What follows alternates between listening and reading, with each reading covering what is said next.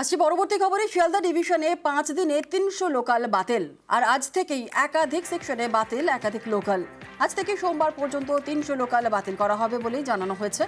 বালিঘাট এবং বালিহল্টের মাঝে ব্রিজের কাজ চলায় এই সিদ্ধান্ত রেলের।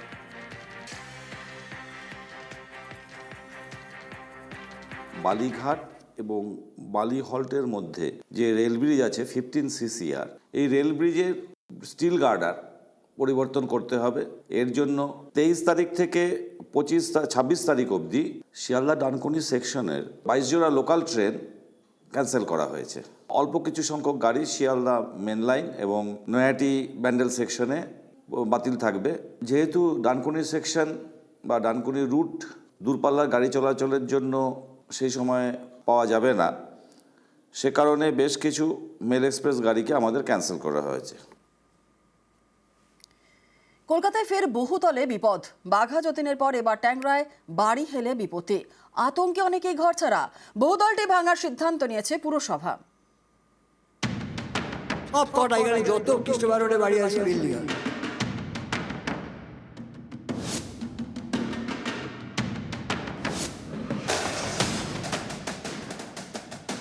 বাঘা যতীনের পর এবার ট্যাংরা। কয়েকদিন আগেই হেলে পড়া বহুতল সোজা করতে গিয়ে বিপত্তি ঘটে বাঘা যতীনের। গোড়া থেকে ভেঙে যায় বহুতলটি। এবার ট্যাংরায় হেলে পড়েছে বহুতল। বাঘা যতীনে বাড়ি বিপর্যয়ে পুরসভার 2 ইঞ্জিনিয়ারকে শোকজ করা হয়েছে। অনেকেরই প্রশ্ন, পুরসভার ইঞ্জিনিয়াররা কিভাবে ছাড়পত্র দিচ্ছেন, কিভাবে এসব বহুতলের প্ল্যান পাস হয়ে যাচ্ছে। ট্যাংরার এই বহুতলটি তো মাত্র বছর 4 এর মধ্যে সেটা হেলে পড়েছে। কলকাতা পুরসভার 58 নম্বর ওয়ার্ডের মধ্যে পড়ে ট্যাংরার ক্রিস্টোফার রোড। এখানেই 5 তলা বাড়ি হেলে পড়েছে। স্থানীয়দের দাবি, দিন 3 আগেই বহুতলটি হেলে পড়ে। দুটো বাড়ির মাঝের অংশে আমরা মেপে দেখার চেষ্টা করছি। এই মুহূর্তে 3.5 ফিট জায়গা ফাঁক রয়েছে। আমি একদম রয়েছি 6 তলার উপরে এবং দুটো বাড়ির মধ্যে গ্যাপ দেখাবো যে হেলে পড়েছে কিভাবে সবুজ বাড়িটি। দুটো বাড়ির মধ্যে মেজারমেন্ট যদি আমি করি এখান থেকে 14 ইঞ্চি হিসেব মতো, দুটো বাড়ির মধ্যে 5 ফিট অর্থাৎ 60 ইঞ্চি ফাঁক থাকার কথা বা দূরত্ব থাকার কথা, সেখানে 12 ইঞ্চি 14 ইঞ্চিতে গিয়ে সে বাড়িটির অবস্থান এখন উপর দিকে। হেলে পড়ায় বাড়ি ভেঙে ফেলার সিদ্ধান্ত নিয়েছে পুরসভা। আপনারা 11/2 খ্রিস্টমাস রোড, এই রোডের উপরে যে বাড়িটা আছে সেই বাড়িটা হেলে পড়েছে। এই বাড়িটা যারা লোকজন বসবাস করছেন তারা যতটা সম্ভব, যত তাড়াতাড়ি সম্ভব এই বাড়িটাকে খালি করে দেবেন। পৌরসভার আইন হচ্ছে, যখন কোনো বাড়ি প্ল্যান জমা হয় তখন LBS বা ইঞ্জিনিয়ার তারা দায়িত্ব নেয় যে এই বাড়িটার রক্ষণাবেক্ষণ তারা, যারা এখানকার এনলিস্টেড ইঞ্জিনিয়ার, এবং তাদের ডাকা হয়েছে, তাদের শোকজ করা হয়েছে যে তোমার তত্ত্বাবধানে কী করে বাড়ি হেলে গেল না, যেটা হেলে গেছে সেটাকে ভেঙে ফেলবার জন্য ডিমোলিশন নোটিশ দেওয়া। পুরসভার নিয়মে 2টি বাড়ির মধ্যে যে ফাঁক থাকা উচিত সেটা এখানে একেবারেই মানা হয়নি। হেলে পড়া বহুতলের পাশে তৈরি হচ্ছে আরেকটি বহুতল। 2টি বহুতল একেবারে গায়ে গায়ে, কিন্তু এরকম নিয়মের তোয়াক্কা না করে বহুতল হচ্ছে কিভাবে? ট্যাক্স বা মিউটেশন কিছু নেই।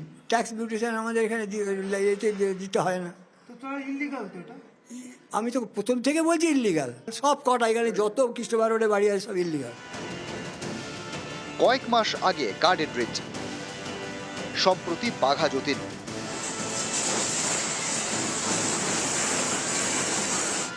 এবার ট্যাংরা, আবারও হেলে পড়েছে বহুতল। আতঙ্কে অনেকেই ঘর ছেড়েছেন। শিফটিং এর ব্যবস্থা ওনারা যেন করে দেয়। আমাদের করার ক্ষমতাই নেই। যেতেও কোনো আপত্তি নেই, আমাদের যেতে তো হবেই, বাঁচতে হলে যেতেই হবে। এই বাড়িটা যারা লোকজন বসবাস করছেন তারা যতটা সম্ভব, যত তাড়াতাড়ি সম্ভব এই বাড়িটাকে খালি করে দেবেন। এদিন পুরসভার তরফে মাইকিং করা হয়, বলা হয় বহুতল ছেড়ে দিতে হবে।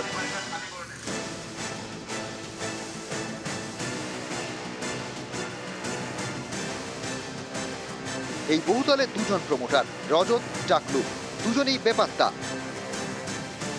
নিউজ 18 বাংলা। শ্মশান তৈরির নামে জমি কেনায় জালিয়াতি অভিযোগ। 7 লক্ষ টাকার জমি কেনা হয়েছে 37 লক্ষ টাকায়, যাতে বাড়তি টাকা থেকে ভাগ পান পঞ্চায়েত প্রধান সহ তাঁর অনুগামীরা। তৃণমূল পরিচালিত পায়রাডাঙ্গা গ্রাম পঞ্চায়েতের বিরুদ্ধে এই অভিযোগে সরব তৃণমূলেরই পঞ্চায়েত সদস্যরা। জেলা শাসকের কাছে তারা নালিশ জানিয়েছেন। তৈরি করা হবে শ্মশান, তার জন্য জমির দরকার। সেই জমি কিনতে গিয়ে দুর্নীতি। অভিযোগ উঠেছে রানাঘাট 1 নম্বর ব্লকের পায়রাডাঙ্গা পঞ্চায়েতের বিরুদ্ধে। অভিযোগ, যে জমির বাজার মূল্য খুব বেশি হলে 7 লক্ষ টাকা, সেই জমি পঞ্চায়েত কিনেছে 37 লক্ষ টাকায়। অতিরিক্ত যে 30 লক্ষ টাকা খরচ করা হয়েছে সেটারই ভাগ বাটোয়ারা হবে। ভাগ পাবেন পঞ্চায়েত প্রধান ও তার অনুগামীরা। জমির মালিকের সঙ্গে এভাবেই সেটিং হয়েছে। এমনই অভিযোগ তৃণমূল পরিচালিত পঞ্চায়েতের বিরুদ্ধে। সরব হয়েছেন তৃণমূলেরই পঞ্চায়েত সদস্যরা। 3 লক্ষ টাকা বা এরকম দাম আছে, সেখানে প্রায় পঞ্চায়েত থেকে 37 লক্ষ টাকা তার অ্যাকাউন্টে টাকা ট্রান্সফার করা হয়ে গেছে। জমি কিনছে ঠিক আছে, সেটা যেন ন্যায্যভাবে হয়। এই যে অধিক দাম, যে জমির দামই নয়, প্রায় 30 লক্ষ টাকা এদিক ওদিক হয়ে যাচ্ছে, যেটা আমরা দেখতে পাচ্ছি। এটা সুরাহা চাইছি, টাকাটা পঞ্চায়েতে আবার ফিরে আসুক, তাই দিয়ে জনগণের কাজ হোক, এটাই আমাদের দাবি। পায়রাডাঙ্গা পঞ্চায়েতের শিবপুর ঘাটে 70 শতক চাষের জমি কিনেছে পঞ্চায়েত। স্থানীয়দের দাবি, এই জায়গার জমির দাম 25,000 টাকা প্রতি কাঠা। পঞ্চায়েত সেই জমি কিনেছে কাঠা প্রতি 86,000 টাকায়।